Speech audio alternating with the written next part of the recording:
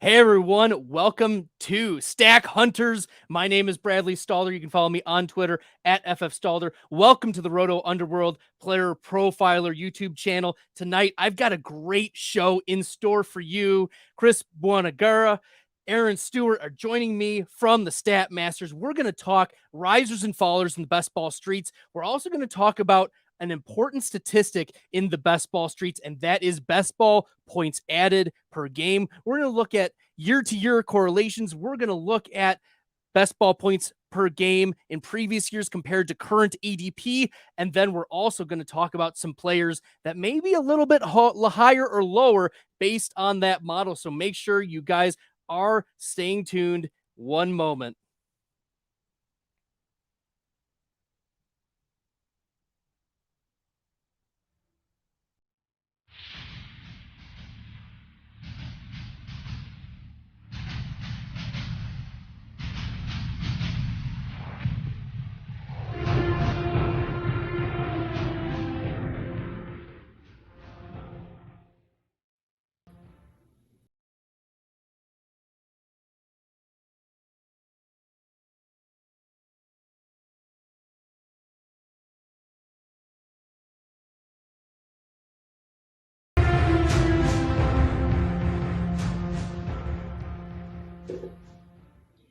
All right, and welcome to Stack Hunters.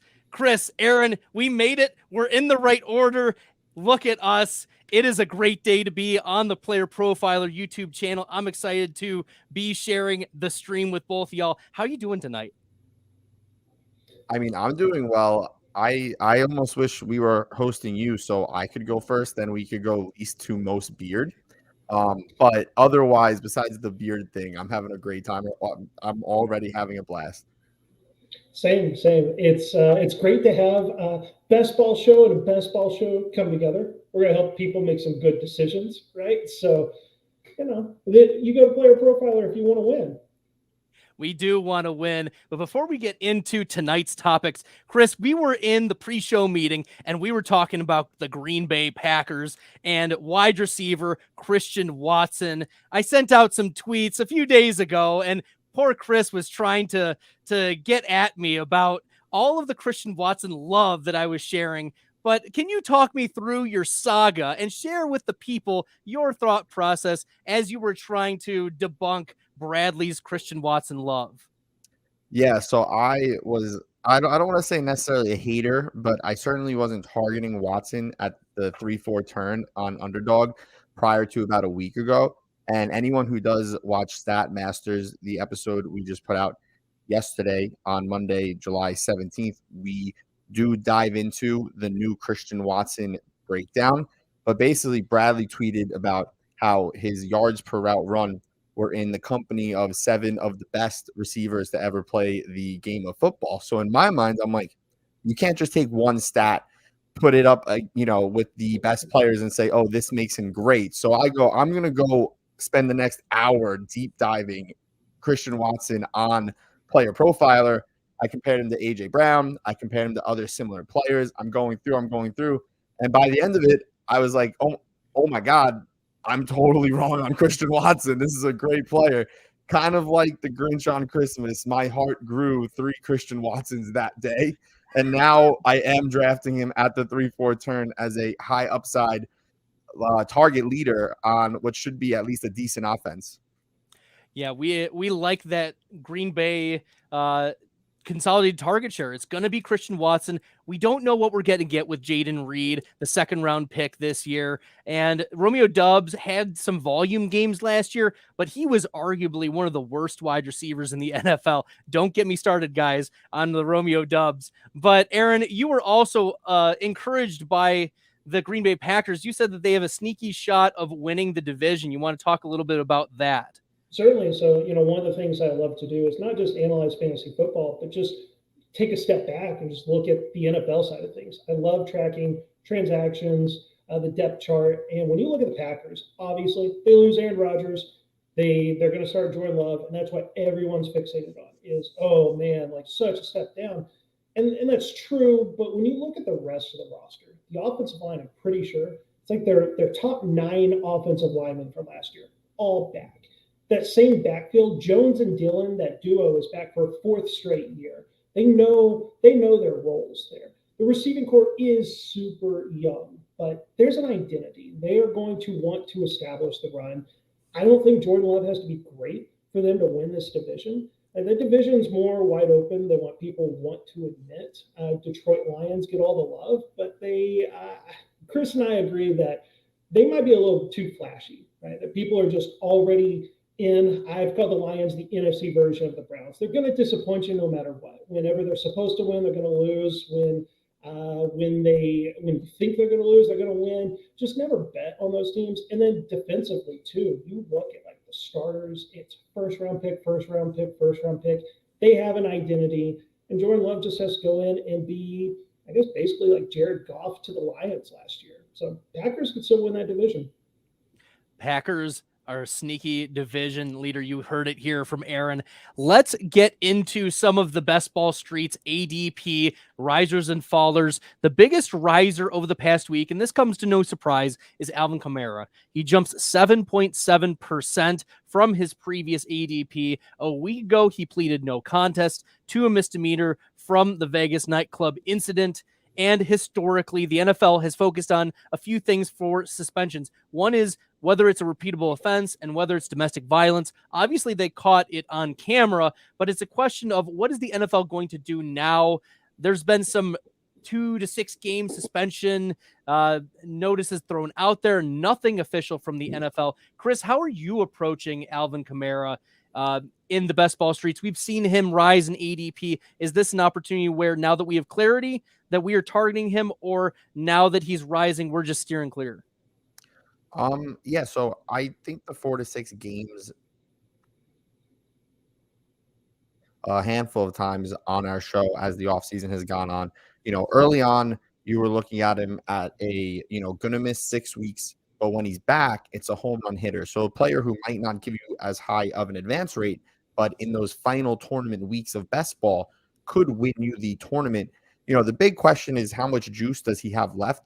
Now, what we saw last season was a player who literally led running backs in snap share, was number 4 in opportunity share, and number 7 in weighted opportunities, but he wasn't necessarily an efficient runner, right? All of his efficiency metrics the last 2 years for running were awful despite the high volume. But for receiving, he's still been top 10 in yards per route run, yards per reception, route participation, anything you can name for a running back. Kamara is still elite at that.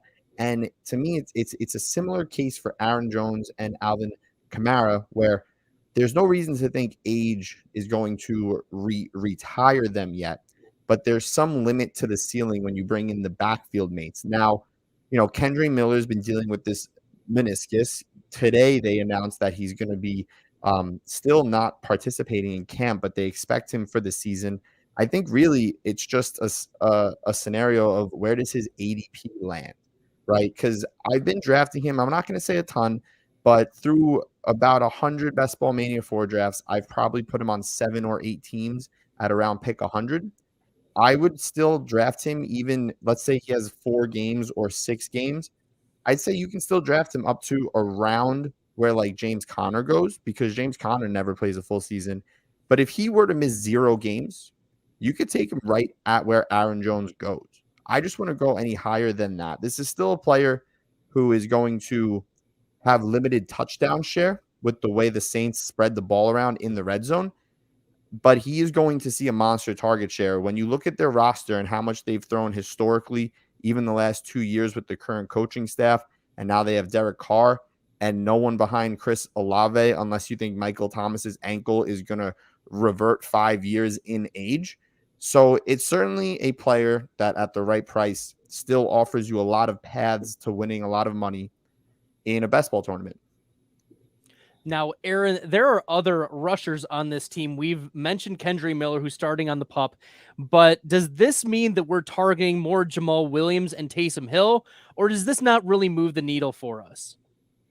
I'd say that Jamal Williams, I'm okay with, because now what I fully anticipate is Jamal Williams' ADP to start falling as well. Like it slipped a little bit, But I mean, I'm starting to see Alvin Kamara go in the top 90. He was right outside the top 100. The news breaks.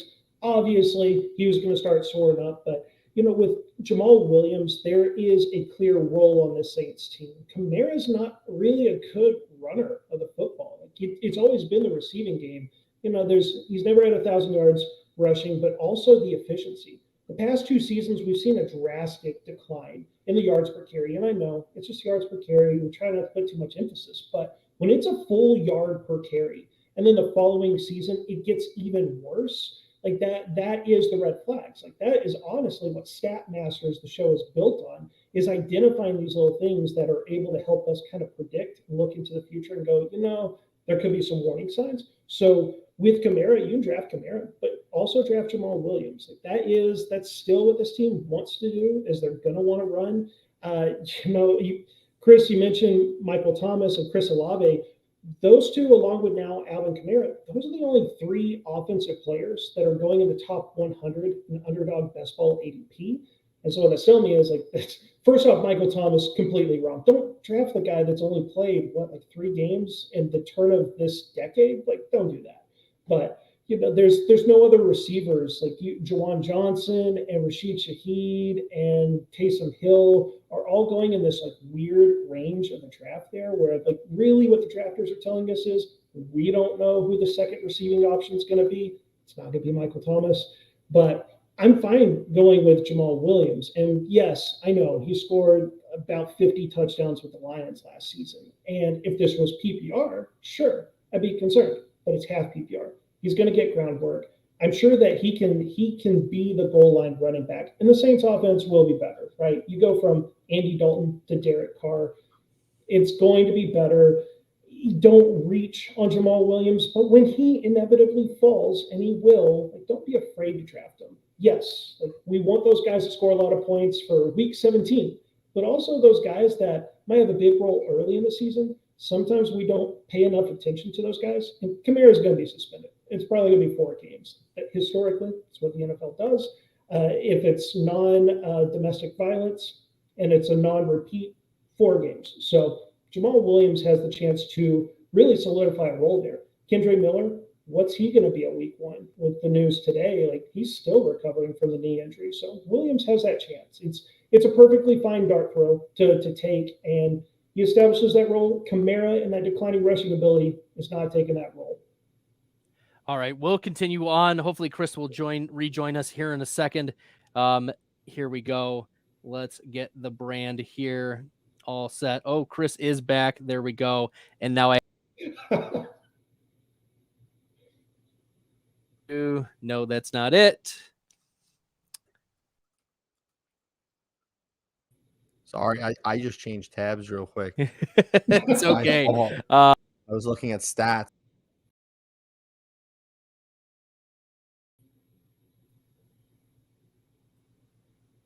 Oh, I did a different order this time. So I guess when Chris left, it really messed up.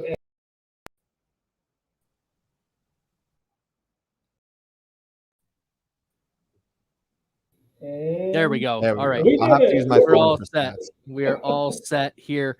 Okay, cool. So let's continue on with Diontae Johnson. We'll go pretty quick for him. I mean, this is the second week in a row that he's risen pretty significantly. He's been a textbook touchdown regression candidate. People are coming around on his value. Remember last year, he was a top 4 round pick, sometimes a 3rd round pick in those wide receiver premium leagues. He's no longer a value given that he was being picked in the 6th round, sometimes the 7th round.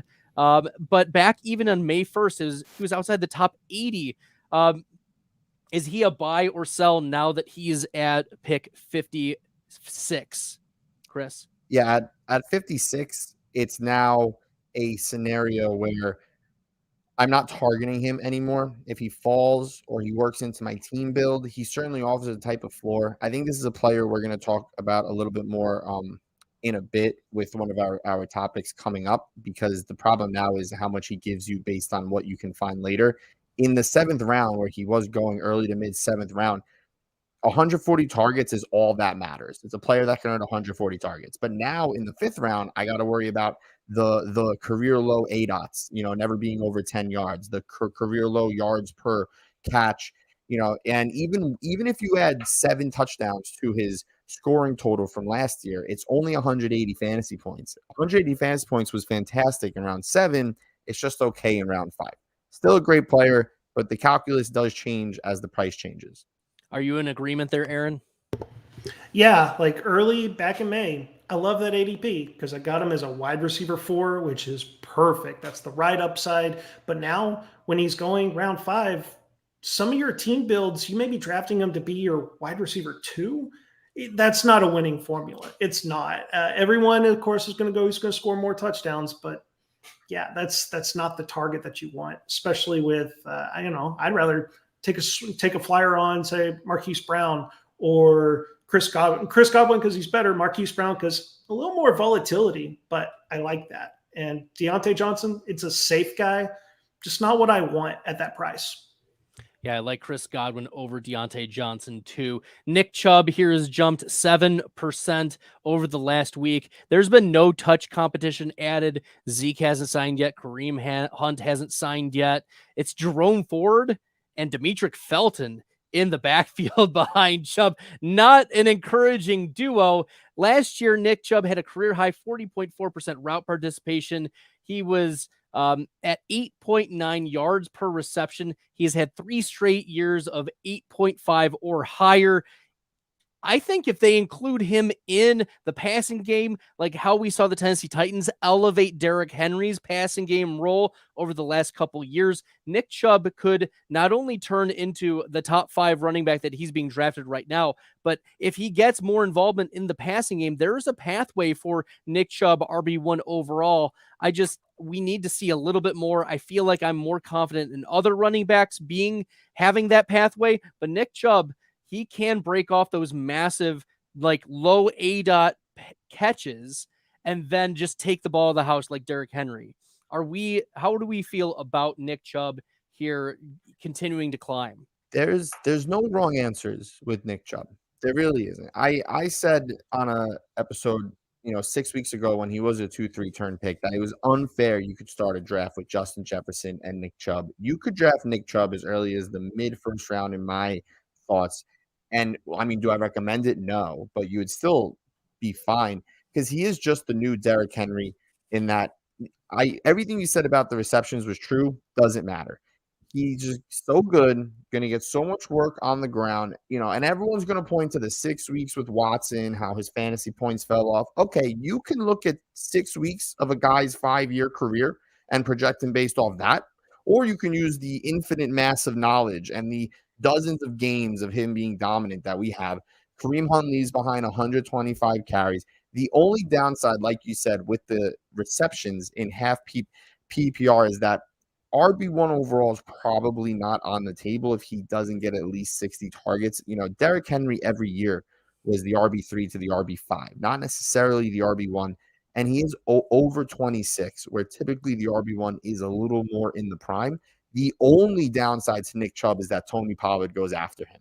Besides that, Nick Chubb is guaranteed to finish somewhere in the RB3 to RB5 range if healthy.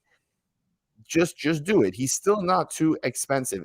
To do anything but draft him is to massively overthink it. Aaron, are you also on board with Nick Chubb?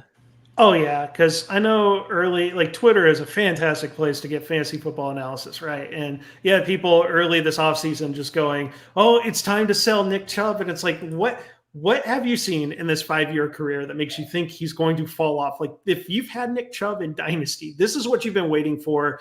And I love the comparison to Derrick Henry, not just because they're both talented runners, but their involvement in the passing game can be very similar in that Chubb is, even though he's been involved more in running routes, you're not going to mistake him for Tony Pollard, Austin Eckler, Christian McCaffrey, any of those guys. But what he does do is it's like when he does get a catch in the backfield, he's going to turn that into something. His entire career, if you look at the yards per reception on PlayerProfiler, it's always very impressive. And now with no Kareem Hunt, I'm sorry to all the people that are drafting Jerome Ford.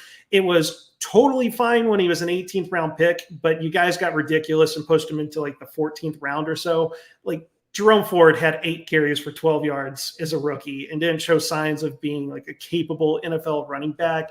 Like Chubb is going to get opportunities. Like this Browns team is set up to do some damage. I truly think that they can challenge the Bengals for the division title, and you're not going to do that by taking Chubb off the field and giving a role to Jerome Ford besides just occasionally spelling him. So yeah, with Nick Chubb, that price keeps going up and up.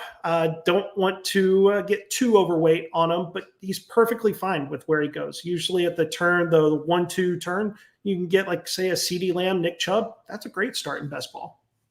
Yeah, I'm happy with drafting Nick Chubb in round 2. Tony Pollard, you mentioned as well. As I don't know if there's a bigger Tony Pollard truther on the app than Bradley Stalder, but here we are.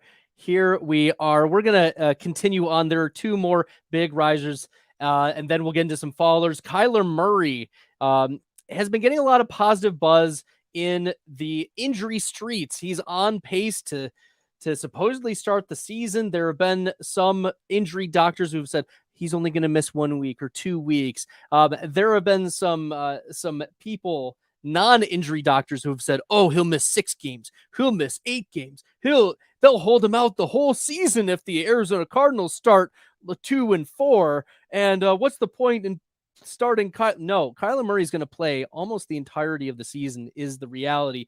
And I think that it's that the public is starting to wake up to that reality. He's going to play the majority, if not all, of the season. Now, the real questions are, how effective is he going to be coming off of the ACL? Because as we know, ACL tears do affect all of the players the first 9 months, 12 months right after. They aren't going to return to their level of play, especially a rushing quarterback like Kyler, who depends on a lot of his fantasy points. A lot of his fantasy points are driven from the rushing and the rushing touchdowns, but also he's short, and so he needs to be mobile in the pocket to see the pathways and throwing lanes to get the balls to his short wide receivers like Greg Dortch and Marquise Brown.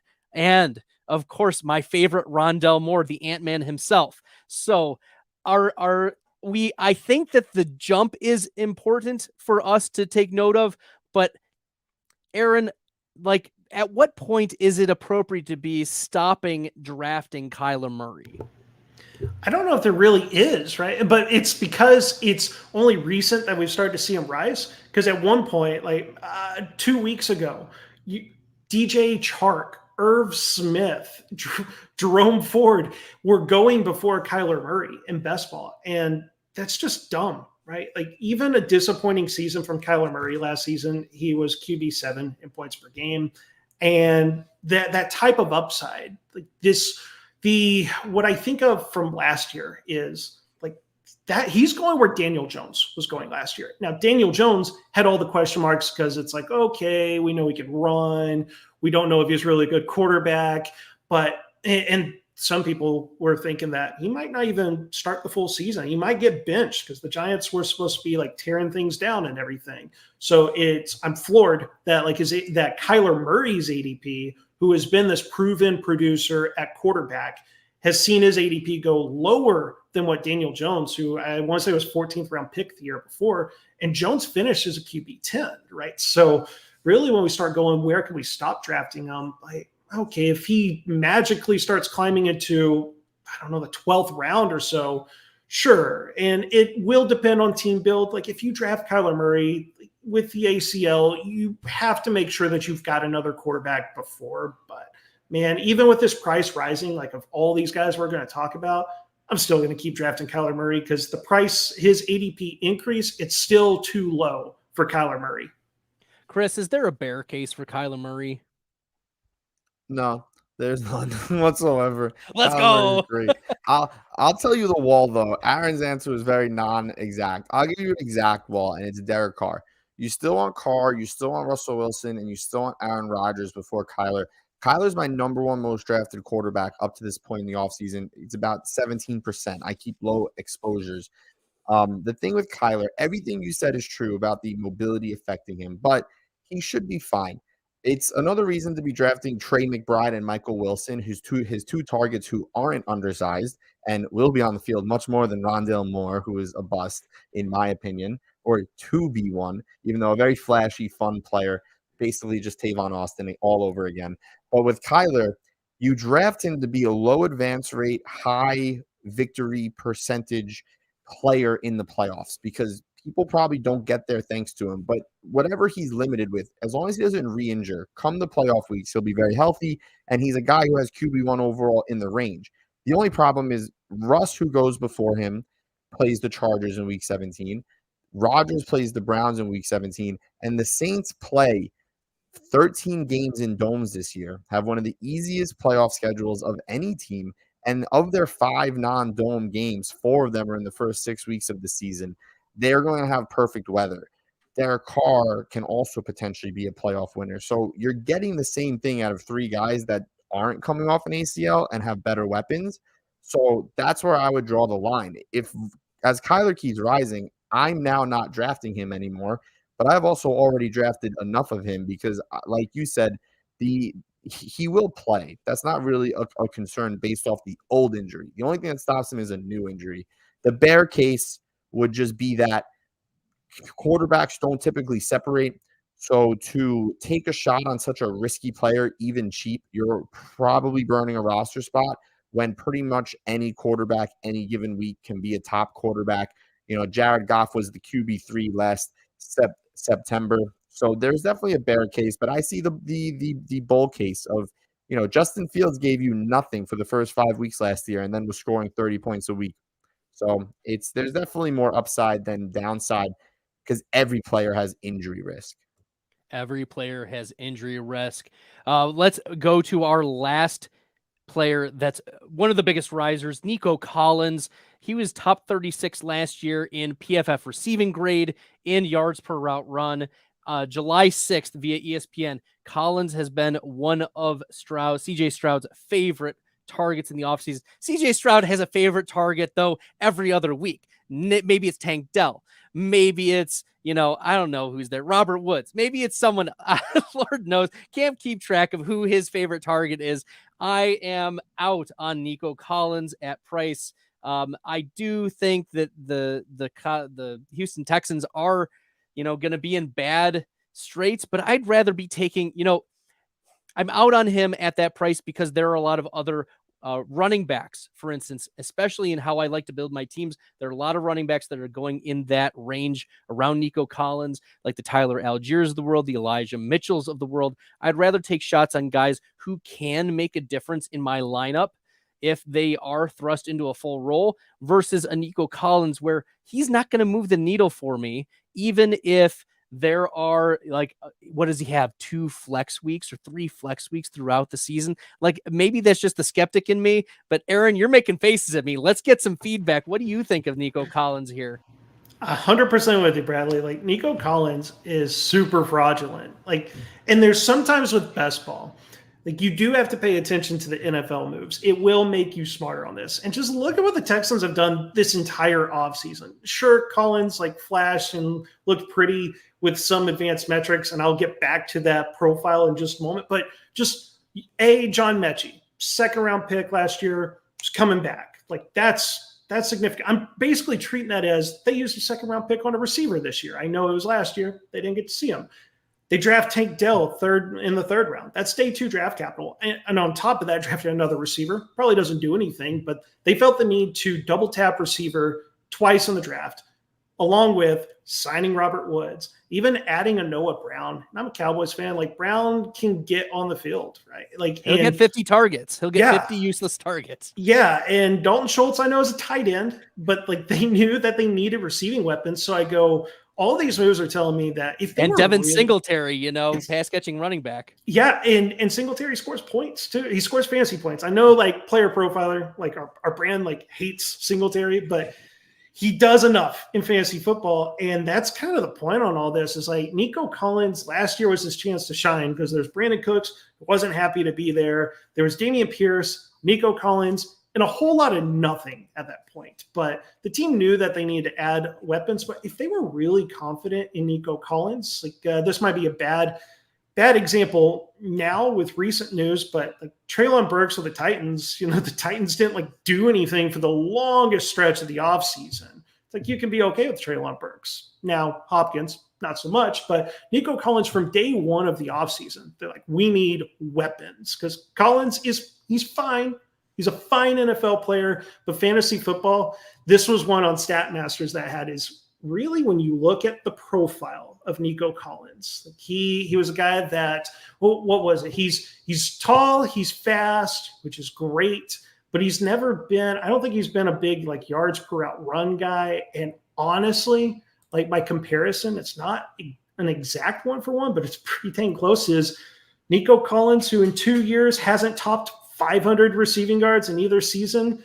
It's kind of like Marquez Valdez-Scantling.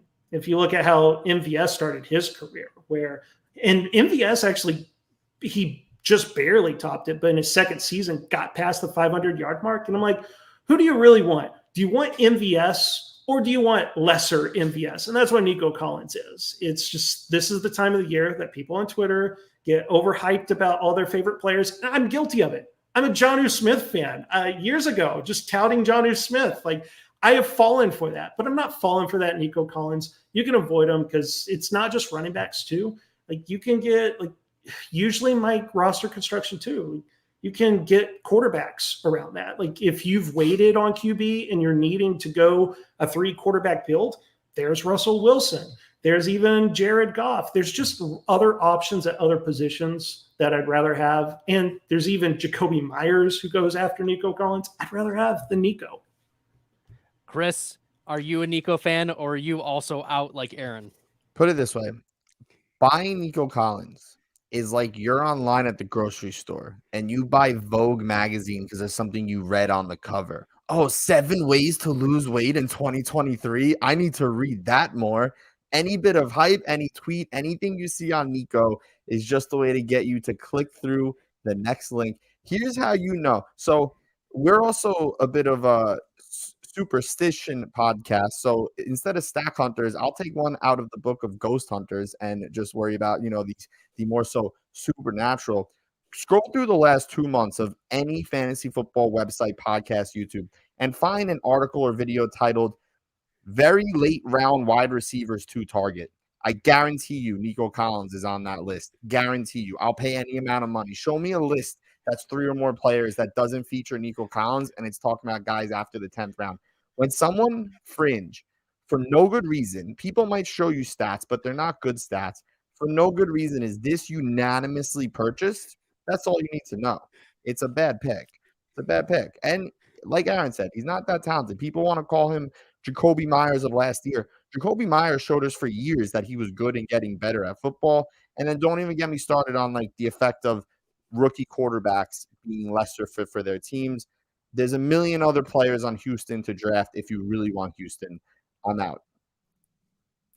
Dalton Schultz. That's my Houston guy. Dalton Schultz, one of my top 8 owned tight ends. One of 9 tight ends I think are draftable.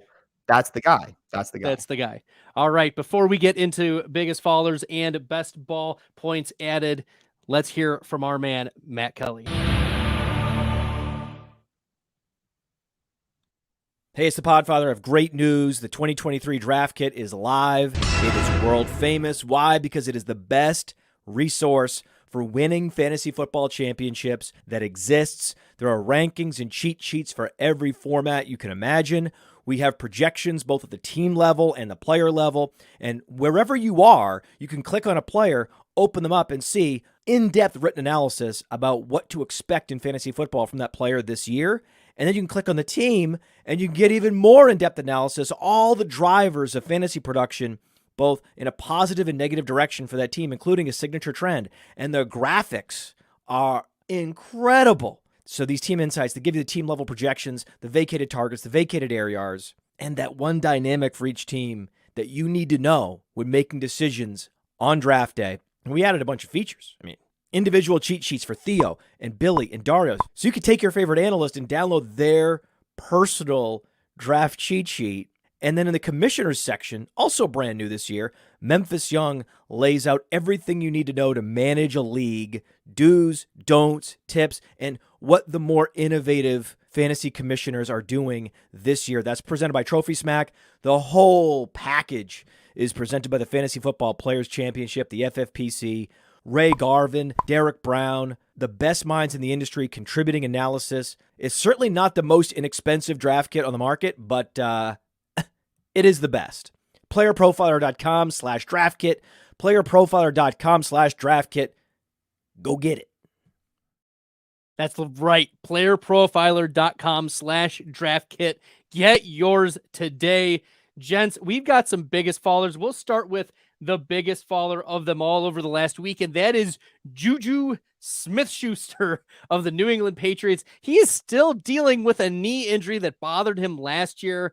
My goodness, this guy cannot stay healthy. He dealt with the concussion, the knee issues. I mean, we can just do it easily. This is our analysis. Raise your hand if you are out on Juju Smith-Schuster this year. Okay, all three of us, consensus. Let's move on. Okay, Michael Pittman, he has lost 5%. This is the second week in a row he makes the biggest fallers list for the Stack Hunters podcast. Obviously, we're afraid of Richardson throwing the ball. Anthony Richardson, not only are we concerned about accuracy, but we're also concerned about pass volume.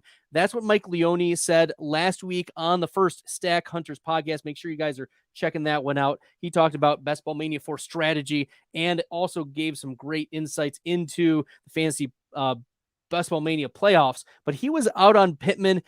He was out on some of the other later Indianapolis Colts wide receivers. Chris, we'll go to you. Are you leaning into this Pittman fall, or are you also just letting your hands go and saying, Pittman, you can just continue to fall in the ADP streets? For the 7th round, sign me up, man. It's the pure opposite of Diontae Johnson.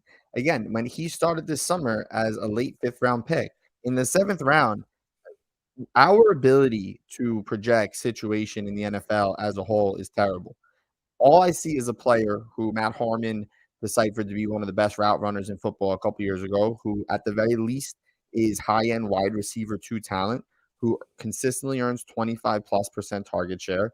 You have an alpha in the NFL in the 7th round. This is Amari Cooper last year all over again. I'm not going to sit here and try to pretend I know what Anthony Richardson will or won't do as a passer.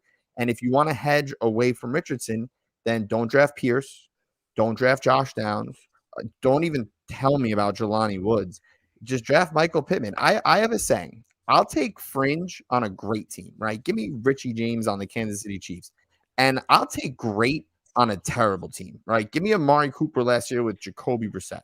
But I'm not taking fringe on a bad team, right? So Alec Pierce is a great player. I love him, but that's the guy you don't draft at really any cost because of what Anthony Richardson may or may not do. Even Justin Fields 2 years ago, quote unquote, can't throw Justin Fields, produced a 170-point fantasy season for Darnell Mooney. Pittman's far better than Darnell Mooney. I'll take 170 fantasy points in the 7th round. Mike Leone's overthinking it. 7th round, I'll take a 25% target share, even off 440 targets. I'm sorry, pass attempts. All right, Aaron, are you in agreement with Chris, or are you leaning Mike Leone? I'm with Chris on this with Michael Pittman. He's falling in the 7th round. He's doing the reverse Diontae Johnson. And here's the thing with Pittman was the deja vu feeling. Chris mentioned Amari Cooper. Go back and look at ADP trends last year with Amari Cooper, which, just to refresh people, Deshaun Watson joins, but he's going to be suspended. Jacoby Brissett's the QB. So we see Amari Cooper slide all the way down to wide receiver 31, just inside the top 70 overall players in best ball, because, Brissett can't throw, Watson suspended, it's Browns. Even though Amari Cooper was coming off wide receiver 21 and wide receiver 25 in points per game, it is PPR, but still at half PPR, maybe a slight decrease in those rankings. But it was QB uncertainty. We've got to fade him. And what does Amari Cooper do? Wide receiver 17, because volume is key. And that's kind of the same case with Pittman. He's a different style of receiver. I get it. But Pittman is coming off back-to-back seasons, 25% target share. Like, if I know the passing volume probably goes down with Anthony Richardson, but that means that one guy can still do all right in looking at all those weapons. And Chris and I, we agree with Jelani Woods. Jelani Woods, he's exciting, but the reality is he's only been playing tight end, just tight end, not NFL tight end for 3 seasons.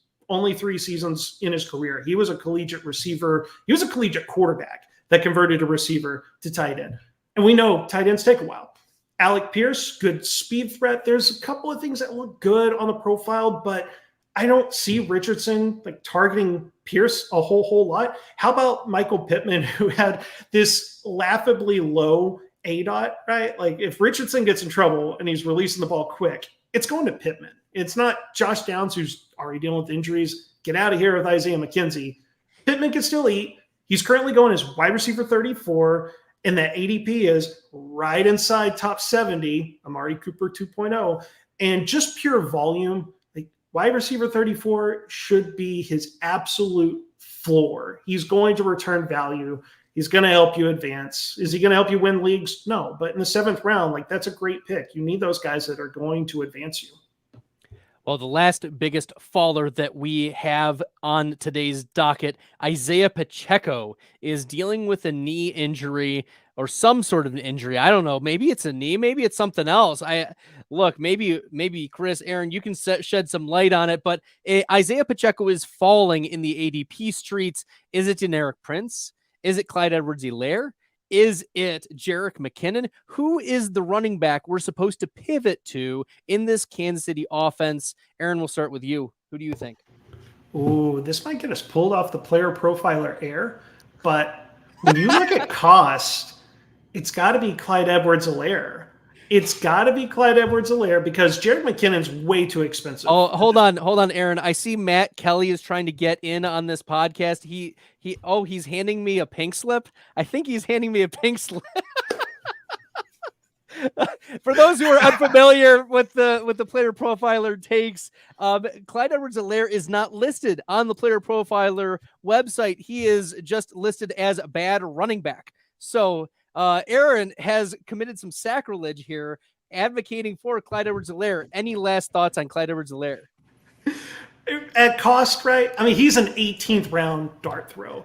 And look at the backfield. Really, the backfield is there's Pacheco, his 7th round pick last year. McKinnon's 31 years old. Deneric Prince is undrafted free agent. Clyde Edwards-Helaire, yeah, he hasn't lived up being a 1st round pick, but really that backfield's wide open. And for people that love Pacheco, here is the tough thing. Like, this is why you track games week to week during the season, so you can go back and you have all the context and you don't get to rewrite history. Pacheco really didn't move the needle much in best ball. Like he truly didn't. Like he wasn't a guy that he looked good on the NFL field. Sure, he might get 80, 90 yards, but he is a non-factor in the receiving game, like a sub 3% target share. And that wasn't even like strong RB2 numbers, right? So, with Pacheco, even if he was healthy, like I don't really want Pacheco, but at his declining ADP, I've started to sprinkle him in a little bit because that's what you got to do. If you're in these big tournaments, you have to have some exposure to players. Just might be low, but with Clyde Edwards-Helaire, it's an easy case to make of going, look, the 18th round, you're probably not getting anything anyways, but why not a guy that, hey, when he started the season last year, I know a lot of it was touchdowns, but he was scoring fantasy points. He was scoring fantasy points better than Pacheco. Weirder things have happened in the NFL and in fantasy football. And it could just be like that old school Patriots rule with drafting running backs in fantasy is don't draft the expensive guy. Pacheco was great to draft last year in best ball because he was cheap and Edwards-Helaire was still kind of pricey. But now Edwards-Helaire is free. Pacheco still relatively expensive for his skill. And McKinnon is just absurd. Just avoid. You're going to be disappointed in the guy, the 31-year-old that had a career season with, I think, under 300 rushing yards. Just don't draft that guy. Chris, who is your Kansas City Chiefs running back? So I'm going to say with Isaiah, it's not that it's a knee injury. It's a need a reason to fade him injury because everyone knew it was a bad pick in the 6th round. But now that he goes after James Conner, after Quentin Johnston, after name the 12 players behind him I would have taken before him, now you can draft him. Because unfortunately with the Chiefs, they play the Bengals in week 17. So every player on that team has to be on your radar because whichever one gets 2 touchdowns that week wins you money. The cheaper Pacheco gets, the easier I can stomach it. I agree CEH is probably the best bet, but not because of Pacheco or if he gets injured. If Pacheco misses time, it's probably Prince. Prince is a pretty impressive fringe prospect. He's certainly on the tail bench of my deepest dynasty leagues. Not really the type of player you draft in an 18-round best ball league, maybe in one of those 28-round FFPC ones. Maybe now you sprinkle him in once or twice for variance, but CEH is because McKinnon is one good tackle away from a wheelchair, and CEH was pretty good last year before he got injured, and that's what opened the door for other backs. And this is a team that's going to lead the league in touchdowns, as it always does. And for a player that's not necessarily good, he will see the field, and you never know. So, we live in a world where Jay Ajayi was a top running back at one point, where Damian Williams was a top 15 pick, so on and so forth.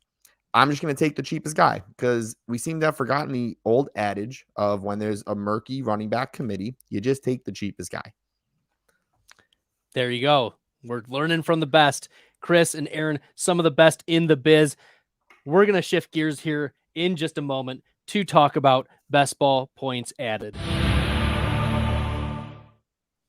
That's right. Best ball points added is a advanced metric available to you on playerprofiler.com/data analysis. Make sure you guys are checking that out. There are so many tools available to you on playerprofiler.com when you get your subscription, and you can get the draft kit. You can get Dynasty Deluxe player rankings for Best Ball, the Scott Fish Bowl, Underdog, all season long, all of it. It is great. So make sure you guys are checking this out. You can, in fact, use this data analysis tool and just look at best ball points added. So I've pulled it up here. Okay. You can go to fantasy tools and data analysis. Oh, I'm not going to want to leave that, but you can sort by best ball points added. And so we can see in 2020, even best ball points added per game, 22 for Christian McCaffrey. Alvin Kamara was second with 17.59. And then Dalvin Cook back in 2020 was third. But let's flip all the way to 2022. We can see that best ball points added per game leaders, Cooper Kupp, Austin Eckler, and Justin Jefferson were our top three. What's even cooler about this is that you can filter by position. If you just want to look at tight ends, last year, Travis Kelce was the number one by over 3 fantasy points, best ball points added per game. And you're asking yourself, Bradley, what are best ball points added? Well, best ball points added are the aggregate of a player's total points scored above a quantified weekly threshold over the course of the season. So if a player hits a really high spike week, that's going to reward that player's best ball points added. And this is important because players with more frequent or higher spike weeks, we're able to identify them and see the impact that they have on our best ball teams. So data from the best ball points added per game, that's pretty consistent year to year. We're going to get into that here in a second, but I do want to just show the people, on our viewers and our listeners, that there are really cool tools for you to use in the best ball streets for you to compare year to year. And we're going to get into this in a second. Chris, Aaron, any other thoughts you want to add to best ball points added? Oh, Chris, I think your mic's muted there. My fault. I was going to say, it's a fundamental concept you should always have in the back of your head, especially when ranking players. A term I use a lot is value over replacement, but that's more so for a traditional redraft league where best ball points added is the best ball version of that. And it's a big reason why a guy like Diontae Johnson, in the 5th round, if you study a tool like this, you can find ways to make up his best ball points later in your draft compared to, like Aaron was saying before, a Marquise Brown. Marquise Brown's spike weeks in best ball to a degree are worth more than Diontae Johnson's floor weeks. Now go into a non-best ball format where you set a lineup and it flips. And people understand that on surface level, but I don't think people dive into that deep enough, especially in the latest rounds of your draft when you see fantasy gamers just drafting the most boring players and leaving very volatile but high upside players off their teams, i.e. Clyde Edwards-Helaire. Go ahead, Aaron.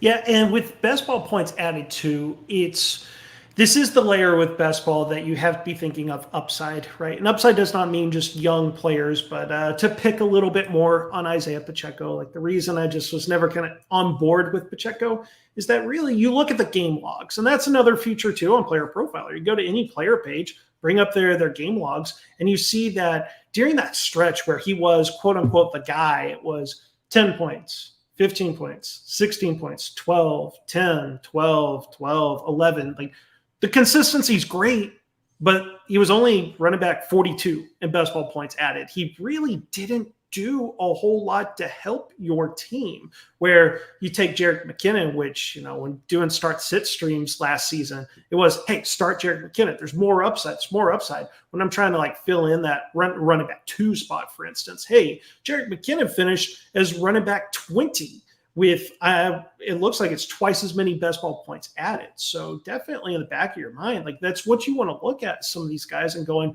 embrace the volatility. That's why I love Marquise Brown. Hey, just a reminder for people, if Kyler Murray does play week 1, remember how Marquise Brown started the season. And the only reason he fell off was not because of Hopkins. It was because of a high ankle sprain. So embrace that volatility. That's what's going to help your teams advance and win in best ball.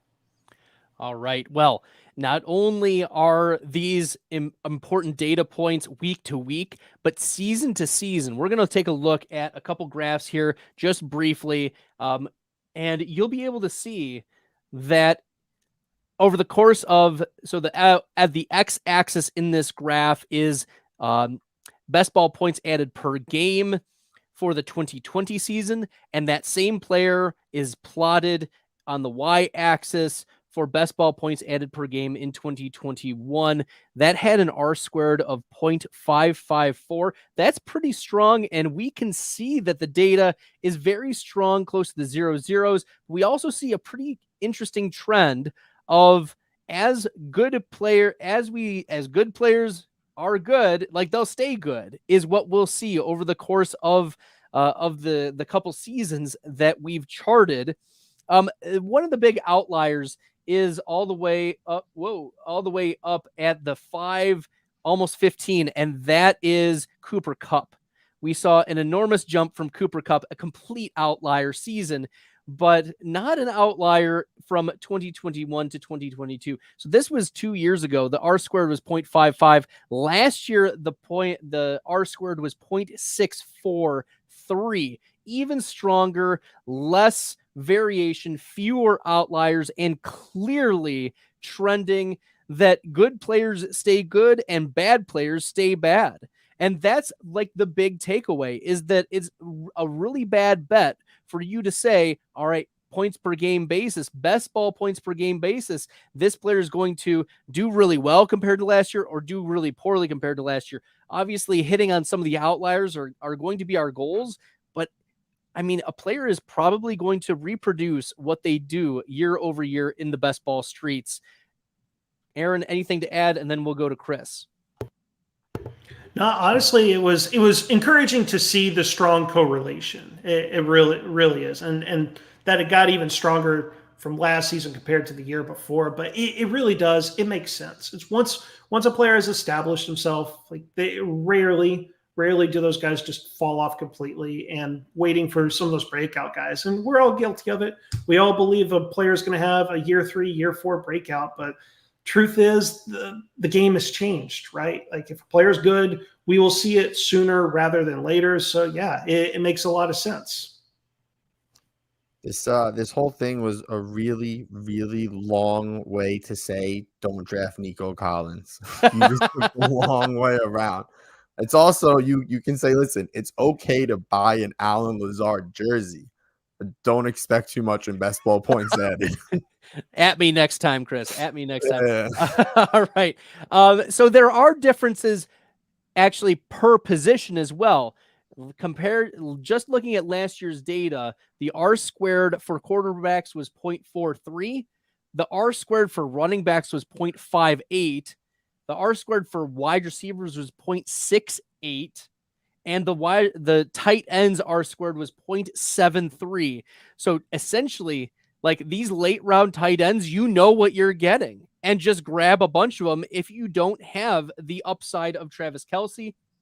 But also, like, we should take a lot of confidence from the wide receiver correlation year to year, that wide receivers over the course of from one year to the next, we're probably not going to see very much variation. And it's really encouraging to see that there is a low delta for players who are even getting 8, 9, 10, 11, 12 best ball points added per game, that really it does follow the same trend line. And it's really encouraging to see that. So I think that as we're targeting players consistently year over year, we should focus our attention on wide receivers and tight ends.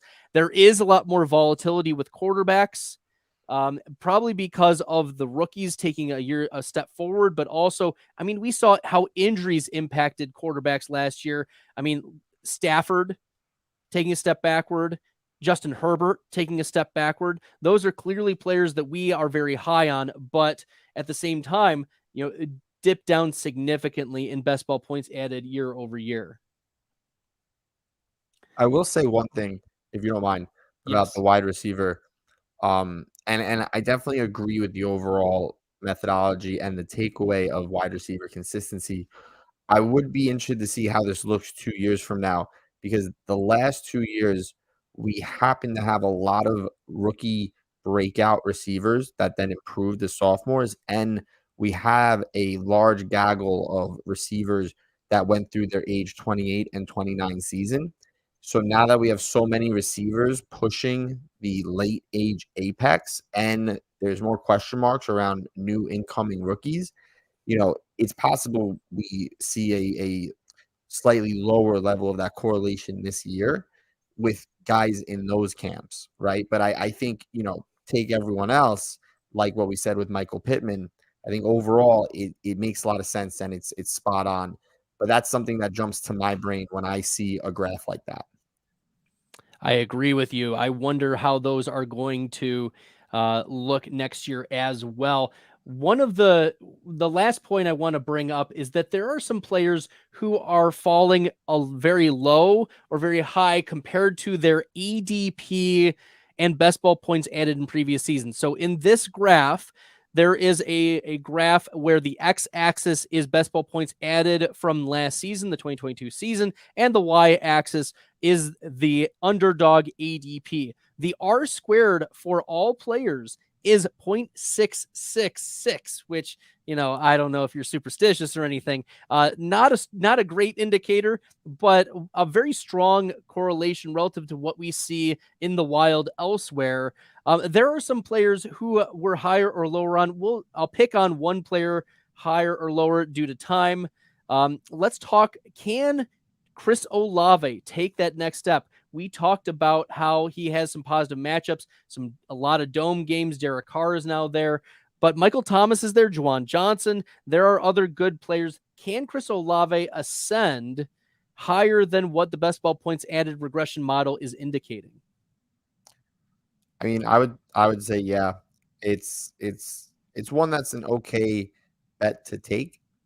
If you're going to go based on the model, then certainly there's risk. If you're going to like Garrett Wilson, then you have to like Chris Olave, because every step of their careers, they're the exact same player. It's eerie how similar they are. And even if he doesn't meet the criteria that you would expect, he then falls into the camp of a low advance rate, but potentially tournament winning guy because of the playoff schedule. So it's the only loss here is that I wish he wasn't a second round pick, but you have to take stabs. And based on everything we've seen, you should believe in his talent. And to add on top of that too, like there is some context to add. Like just remember, folks, Andy Dalton was quarterback last season, and it wasn't that Dalton was bad at throwing the football. It was that the Saints just didn't throw the football. In redraft last season, I was fading Chris Olave like every week. I would get start sit questions. Hey, Chris Olave or player A or player B. And the hard thing was that with fantasy football being pure volume, like that it really is. Like if you're not getting volume, not really doing much, and Olave wasn't moving the needle much, but some of that was the advanced metrics looked great. I mean, number 10 target rate. It's just when your team is only running 30 pass plays per game, it's hard to really do well. But Derek Carr, the big money investment, I would anticipate that the Saints are going to throw the ball more. And it's not going to go to Michael Thomas. He'll get his, but this team knows Chris Olave is the alpha. He showed enough there. He can build on last season. So Chris Olave, I'm not afraid of. All right, one last player, and this is a player that the regression model has higher than ADP, and that is James Conner. He's come up a few times for us, Chris and Aaron, in this chat. We saw what he was able to do while Kyler Murray was out. He was leaned upon heavily. We anticipate it's going to be either Colt McCoy or Clayton Tune who's handling backup duties for Kyler, or starting if Kyler does miss some games at the beginning of the season.